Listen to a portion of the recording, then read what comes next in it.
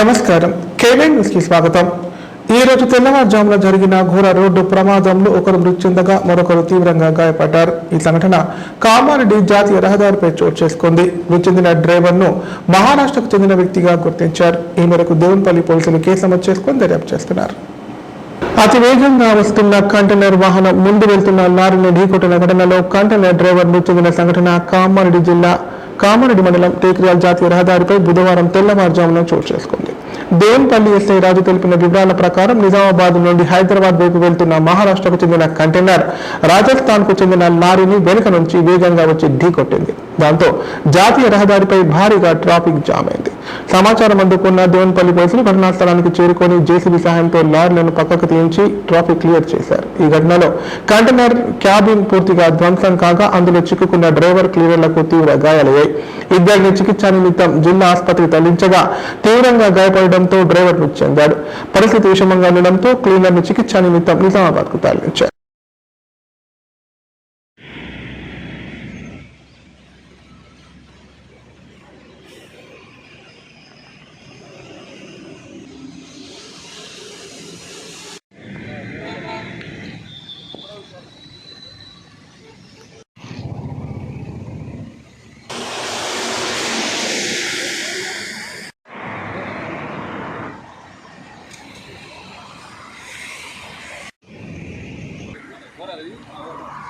తీయండి తీసి మా వెహికల్ పెట్టుకుని డీట్ పెట్టుకోండి.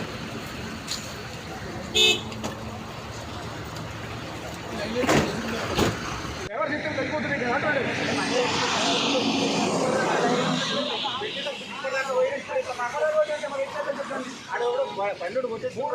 బండి కొట్టిపోతాం. అది వినే చేసారు బస్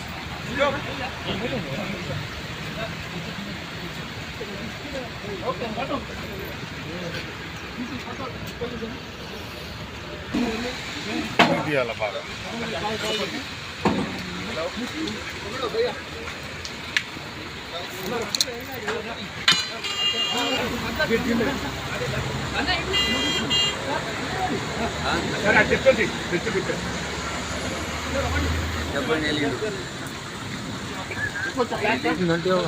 तीन घंटे 3 गंटल అవుతుంది.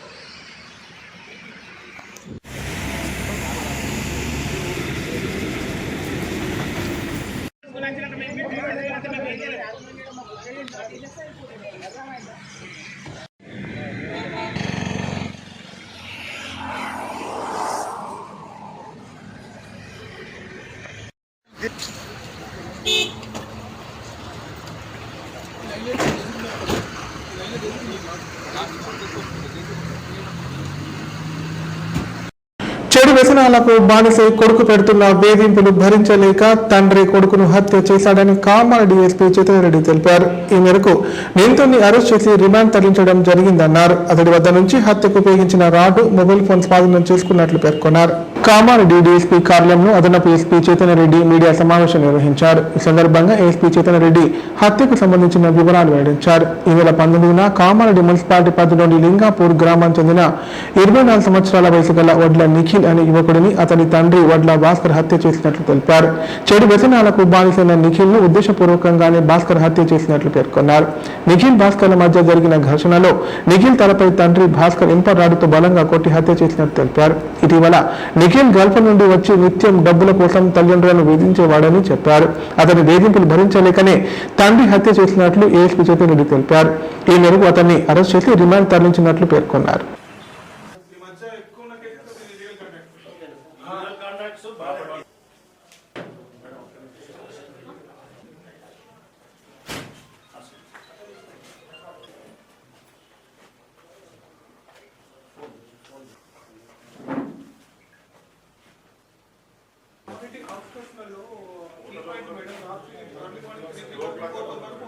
ఈ నెల 19న మాకు రాళ్లపల్లి ప్రసన్న నుంచి ఒక కంప్లైంట్ వచ్చింది. లింగాపూర్ తాగూర్ గ్రామంలో వడ్ల నిఖిల్ అనే అతను చనిపోయాడు. సో ఎంక్వైరీ చేస్తే తేలింది ఏంటంటే ఈ వడ్ల నిఖిల్ అనే అతను ఏ జాబ్ చేయకపోయేది అండ్ తాగుడుకు కొంచెం బానిస. సో ఇంటికి వచ్చి ఇంట్లో తల్లిదండ్రులతో కొట్లాడడం అండ్ వాళ్ళ నుంచి మనీ అది అడగడం అండ్ అక్కతో కూడా కొట్లాడడం ఇట్లాంటివన్నీ చేసేది. సో వాళ్ళ తండ్రి అయిన వడ్ల భాస్కర్, సో వడ్ల భాస్కర్ అతన్ని ఆ రోజు 18వ తారీఖు రాత్రి 11:30కి అట్లా కట్టెతోటి కొట్టారు. కొట్టిన తర్వాత ఇతన్ని హాస్పిటల్కి షిఫ్ట్ చేశారు అండ్ ట్రీట్మెంట్ అయింది. దాని తర్వాత మళ్ళీ తీసుకొచ్చారు అన్నమాట. బట్ 19th రోజు ఎర్లీ మార్నింగ్ 5:30కి మళ్ళీ ఐరన్ రాడ్ తోటి కొట్టి చంపేశారు. సో దాని తర్వాత అతను పరారీలో ఉన్నాడు. సో ఎస్పీ సార్ ఆదేశాల మేరకు ఒక టీం ఫామ్ చేయడం జరిగింది. సో ఈరోజు మార్నింగ్ 10:30కి అట్లా అతను ఆ నిందితుడు వడ్ల భాస్కర్ దొరికాడు. సో ఇది case and I appreciate my team, CI Raman and SI Devanpalli SI Raju and the team అది తొందరగా రియాక్ట్ అయ్యి అండ్ ఈరోజు మార్నింగ్ ట్రేస్ చేశారు. సో అతను విదేశాలకు కూడా పంపాడు తండ్రి, బట్ అతను అక్కడ కూడా జాబ్ చేయకుండా వెనక్కి వచ్చాడు అండ్ తల్లిదండ్రుల్ని కంటిన్యూస్గా కొట్టేవాడు, తిట్టేవాడు, అదంతా చేసుకోవాలి. సో అట్లా వల్ల మాకు ఎట్లయినా ప్రమాదం ఉంది అని చెప్పేసి కొడుకుని చంపాడు.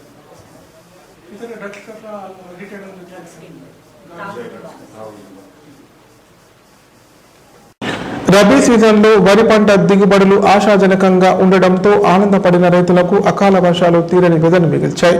ధాన్యపు రాశులు ఎక్కడికక్కడ కళ్ళాల్లో ఉండిపోయాయి. ఫలితంగా జిల్లా వ్యాప్తంగా నిన్న రాత్రి కురిసిన భారీ వర్షానికి ధాన్యం తడిసిపోయాయి. తడిసిన ధాన్యాన్ని రైతులు మరోసారి ఆరబెడుతుండగా క్షణక్షణం మారుతున్న వాతావరణం పరిస్థితులపై రైతులకు కంటి మీద కొనుక్కు లేకుండా పోతా ఉంది. అకాల వర్షం మరోసారి అన్నదాతను ఆగం చేసింది. ఆరబోసి అమ్మకానికి సిద్ధం చేసిన ధాన్యం వాన నీటికి పాలైంది. కళ్ళాల్లో కొనుగోలు కేంద్రాల వద్ద నిల్వ చేసిన వడ్లు తడిసిపోయాయి. కామారెడ్డి జిల్లా కేంద్రంతో పాటు కామారెడ్డి నియోజకవర్గంలోని మాచారెడ్డి, పల్వంచ, బీబీపేట, రాజంపేట, దోమకొండ మండలాలలో నిన్న అర్ధరాత్రి ఈదురుగాలతో కూడిన భారీ అకాల వర్షం కురిసింది. భారీ వర్షంతో పలు చోట్ల కళ్ళాల్లో ఆరబెట్టిన వరి ధాన్యం తడిసిపోయింది. కొన్ని చోట్ల వర్షానికి వడ్లు కొట్టుకుపోయాయి.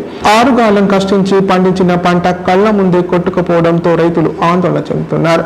గత 10 రోజుల నుంచి పగలు ఎండలు దంచి కొడుతుండగా రాత్రి కాగానే ఉరుములు మెరుపులతో కూడిన వర్షం పడుతుండడంతో వడ్లు తడిసిపోతున్నాయని రైతులు ఆవేదన వ్యక్తం చేస్తున్నారు. అదేవిధంగా కొనుగోలు కేంద్రాల్లో సరైన సమయంలో కాంటా వేయకపోవడం వల్ల నష్టపోతున్నామని రైతులు ఆందోళన చెందారు.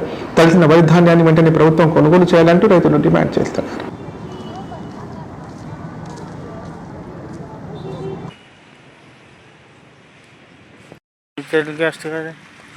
టెలికాస్ట్ కానీ చేస్తామా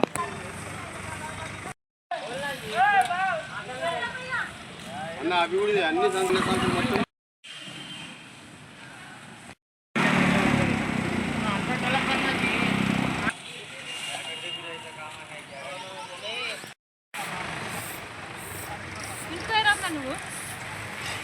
మాకి కచ్చా 3-4 ట్రాక్టర్లు కొట్టుకుపోయినాయి నైట్.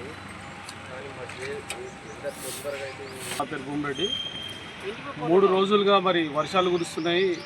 ఎంఆర్ఓ గారికి, మరి ఆర్డీఓ గారికి, సంబంధిత అధికారులకు అందరికీ, వ్యవసాయ ఏఓ గారికి అందరికీ మరి చెప్పడం జరిగింది. ధాన్యం తడిసిపోతుంది, తక్షణమే ధాన్యం కొనుగోలు చేయాలి. ఒకవేళ కొద్దిగా ధాన్యం తడిసింది మరి బాయిల్డ్ రైస్ మిల్లకు పంపించి తక్షణం చర్యలు తీసుకోవాలని చెప్పేసి 3 రోజుల నుంచి చెప్తున్నా కానీ పూర్తిగా నిర్లక్ష్యం వహిస్తున్నారు. వస్తున్నారు, చూస్తున్నారు, పోతున్నారు, కానీ ఇప్పటి వరకు మరి కొనుగోలు చేయడం లేదు. ఈ ధాన్యాన్ని తరలించడం లేదు. వర్షాభావం వలన దాదాపు 30 నుంచి 40 క్వింటాల వడ్లు మరి మోర్లో కొట్టుకుపోవడం జరిగింది. మరి ఇకనైనా తక్షణం కలెక్టర్ గారు స్పందించి మీ అధికారులు, కింది స్థాయి అధికారులు ఎవరైతున్నారో వచ్చి చూసిపోతున్నారు, కానీ ఈ ధాన్యాన్ని తరలించే ప్రయత్నం, ఎలాంటి ప్రయత్నాలు చేస్తలేరు. తక్షణం కలెక్టర్ గారు మరి ఈ ధాన్యాన్ని మీరు తరలించాలని, తడిసిన ధాన్యాన్ని తరలించాలని ఈ రైతుల తరఫున డిమాండ్ చేస్తున్నాం. గత 4 రోజుల నుంచి కూడా మరి వర్షాలు వస్తాయని చెప్పేసి వాతావరణ శాఖ హెచ్చరించినా కానీ దానికి అనుగుణంగా మరి ఎలాంటి చర్యలు తీసుకోవడం లేదు. వాళ్ళు మరి ఇప్పటి వరకు తీవ్రంగా నిర్లక్ష్యం వహిస్తున్నారు. కాబట్టి ఇప్పటికైనా మరి కొనుగోలు చేయాలని చెప్పేసి గౌరవ కలెక్టర్ గారిని కోరుతున్నాం. ఎండాకాలం వచ్చిందంటే ఎక్కడ చూసినా నీటి కష్టాలే కనిపిస్తుండేవి. ఖాళీ బిందెలతో కిలోమీటర్ల కొద్దీ దూరం నడిచి వెళ్లి నీళ్లు తెచ్చుకుంటున్న ఘటనలు ప్రతి చోట దర్శనమిచ్చేవి. తాగునీటికే తల్లాడిసిన పరిస్థితుల్లో సాగునీటి గురించి అసలు ఆలోచించే పరిస్థితి ఉండేది కాదు. కానీ ఈ గ్రామంలోని బావులు ఏ కాలంలోనైనా నీళ్లతో కలకల్లాడుతుంటాయి. చుట్టుప్రక్కల గ్రామాల్లో బిందెడు నీళ్లకు గోసపడుతుంటే ఆ ఊళ్ళు మాత్రం చేద బావుల్లో నీరు పుష్కలంగా ఊరుతోంది. 4 అడుగుల లోతులో ఉన్న నీళ్లను తోడుకునేందుకు బొక్కెన వేసి 2 చేతులతో నీటిని పైకి లాక్కుంటారు. కామారెడ్డి జిల్లాలోని రామారెడ్డి మండలం ఉప్పల్వాయి గ్రామంలో ఇళ్లలో 100కు పైగా చేదబావులు ఉన్నాయి. తాతల కాలం నుంచి ఆ ఊరి జనం చేదబావులను వాడుతున్నారు. ఎక్కడ కరువు వచ్చినా ఉప్పల్వాయిలు మాత్రం నీళ్లకు కరువు అన్న ముచ్చటే తెలియదని గ్రామస్తులు అంటున్నారు. 20 ఏళ్ల నాడు ఒకసారి బావుల్లో నీరు కొంత మేరకు తగ్గినా తర్వాతి కాలంలో ఏనాడు ఊటలు తగ్గలేదని పేర్కొంటున్నారు. ఉప్పల్వాయి గ్రామంలో 438 ఇండ్లు ఉన్నాయి. గ్రామ జనాభా 2478.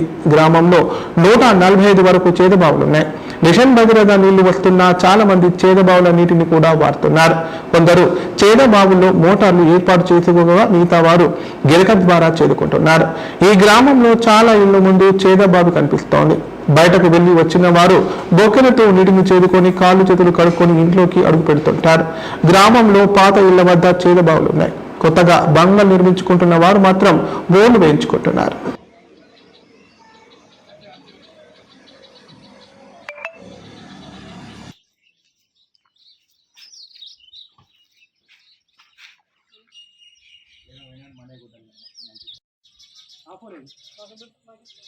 నీ దగ్గర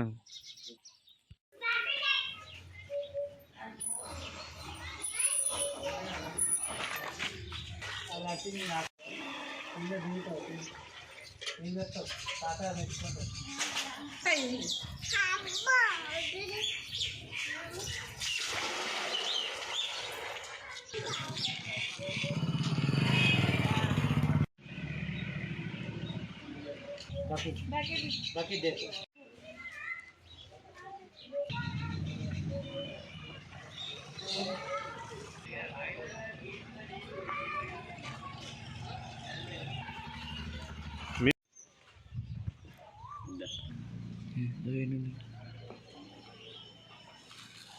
మండలం ఉప్పల్వాయి గ్రామంలో వాటర్కు ఎలాంటి ప్రాబ్లం లేదు.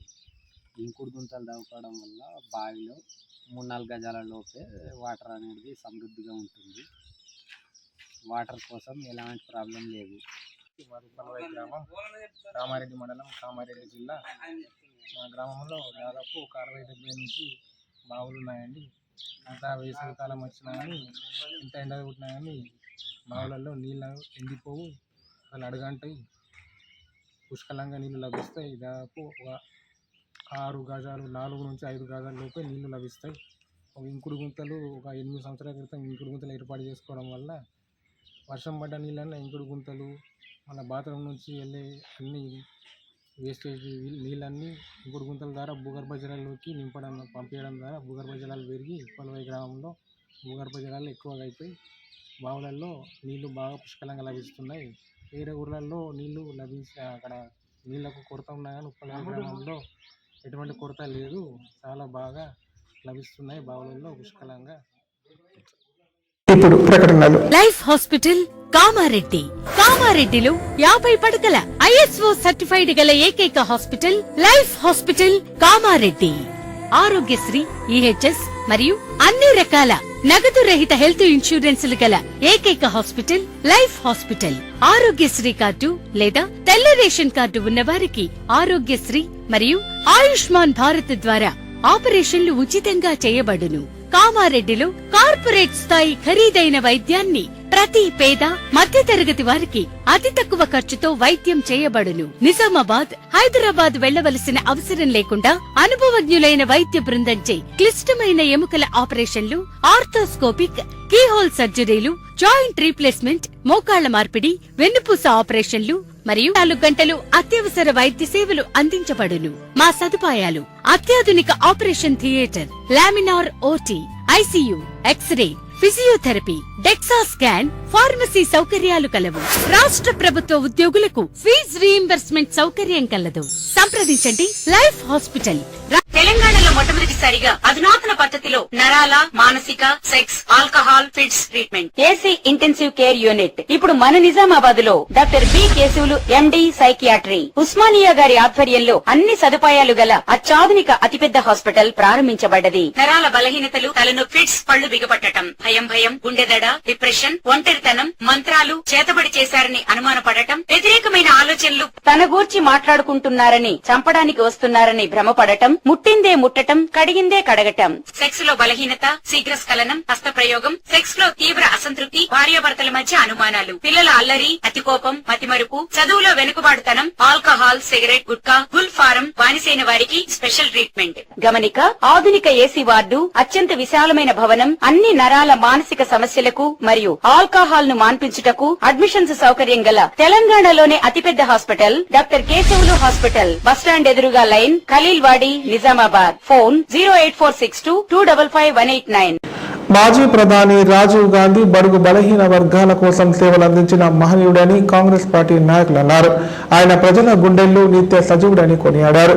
దేశంలో సాంకేతిక విప్లవానికి నాంది పలికిన వ్యక్తి రాజీవ్ గాంధీ అని పేర్కొన్నారు. కామారెడ్డి పట్టణంలో కాంగ్రెస్ పార్టీ ఆధ్వర్యంలో మాజీ ప్రధానమంత్రి రాజీవ్ గాంధీ వర్ధంతిని ఘనంగా నిర్వహించారు. ఇందులో భాగంగా నిజాం సాగర్ చౌరస్తాలోని రాజీవ్ గాంధీ విగ్రహానికి కాంగ్రెస్ నాయకులు పూల మాలలు వేసి నివాళులర్పించారు. దేశానికి రాజీవ్ గాంధీ చేసిన సేవలను గుర్తు చేసుకున్నారు. అందరూ ఆయన అడుగుజాడల్లో ముందుకు సాగాలని పిలుపునిచ్చారు. ఈ కార్యక్రమంలో బ్లాక్ కాంగ్రెస్ అధ్యక్షులు గోని శ్రీనివాస్, యువజన కాంగ్రెస్ అధ్యక్షులు గుడుగుల శ్రీనివాస్, మైనార్టీ సెల్ అధ్యక్షులు సిరాజుద్దీన్, మాజీ కౌన్సిలర్లు ఇమ్రాన్ లడ్డు, కాంగ్రెస్ నాయకులు తదితరులు పాల్గొన్నారు. ఈ రోజు కామారెడ్డి పట్టణంలో నిజాం సాగర్ చౌరస్తాలో పట్టణ కాంగ్రెస్, యువజన Congress, block Congress, minority cell ఆధ్వర్యంలో రాజీవ్ గాంధీ వర్ధంతిని నిర్వహించుకోవడం జరిగింది. ఈ కార్యక్రమంలో రాజీవ్ గాంధీ గారు ఉగ్రవాదుల చేతిలో హతమై ఈరోజు ఉగ్రవాద దినంగా ప్రకటించారు. గతంలో రాజీవ్ గాంధీ గారు ముందు చూపు చూస్తూ టెక్నాలజీ రంగాన్ని, ఐటీ రంగాన్ని కూడా నిర్వహించిన ఘనత రాజీవ్ గాంధీ గారిది.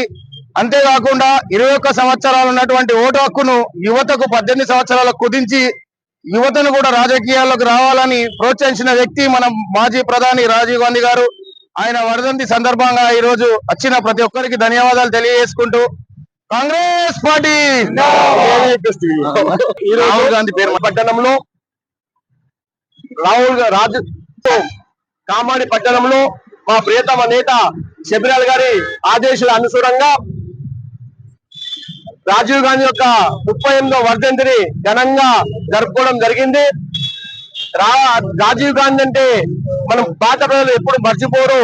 ఎందుకంటే సాంకేతిక రంగము, ఐటీ రంగం గాని, టెలివిజన్ రంగం గాని, కంప్యూటర్ రంగం గాని ముందుకు తీసుకుపోయిన ఘనత రాజీవ్ గాంధీ అని మేము గొప్పగా చెప్తున్నాం.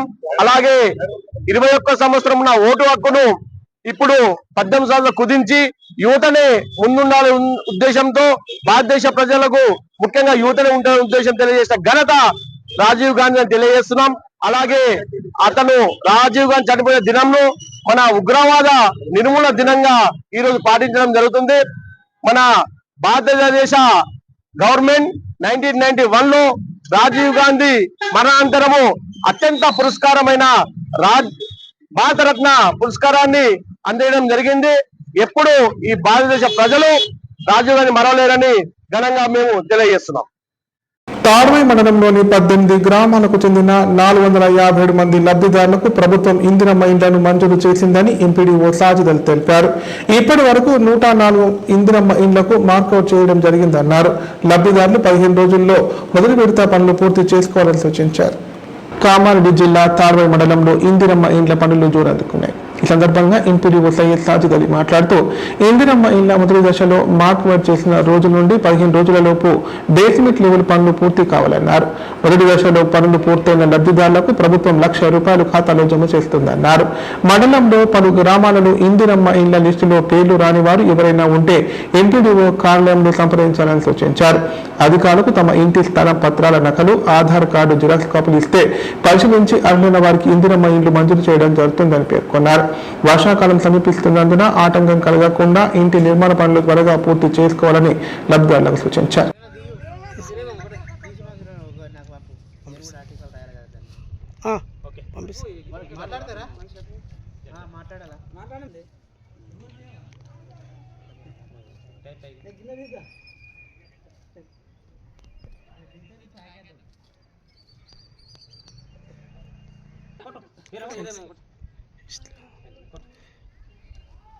మీరే కొబ్బరికాయ కొట్టించిన కొట్టిన వాళ్ళకల్లా కట్నం పెట్టాలి మీరు.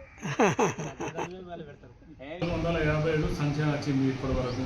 అందులోకెళ్ళి దాదాపు ఒక 25-26% మార్కెట్ ఇచ్చినాం. అలా మార్కెట్లో ఇప్పటిదాకా సంతాయిపేట 6 బేస్మెంట్ లెవెల్ అయిపోయింది. మేము ఆన్లైన్లో అప్లోడ్ చేసి పంపినాం.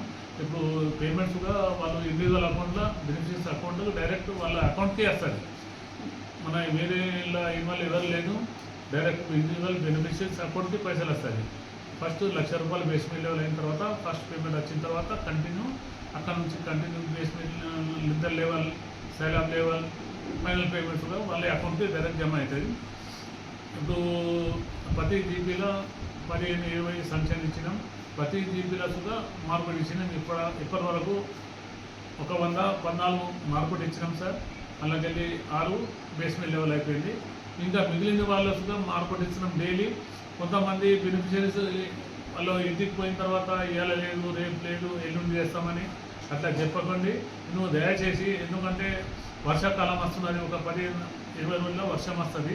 అందుకోసం బేస్మెంట్ లెవెల్ అయిపోతే మీకు బేస్మెంట్ పేమెంట్ వచ్చిన తర్వాత ఇటుక పని చాలు చేయొచ్చు.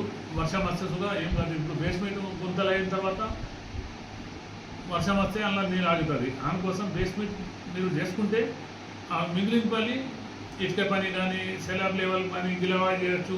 వర్షం ఒక 1 డే గ్యాప్ ఇచ్చేసుగా పని చేయొచ్చు మనం. దానికోసం మనకు పైన తెలుసుగా ప్రెషర్ ఉన్నది.